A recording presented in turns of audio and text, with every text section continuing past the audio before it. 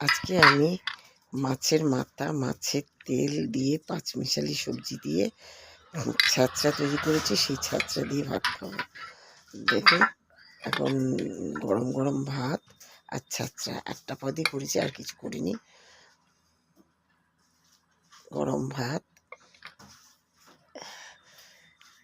মাছের মাথা, মাছের তেল দিয়ে পাঁচমিশালি সবজি দিয়ে ছ্যাঁচড়া করছি।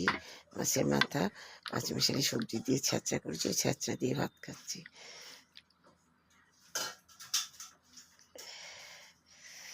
এরকম করে দেখবেন, খেতে খুব ভালো লাগে।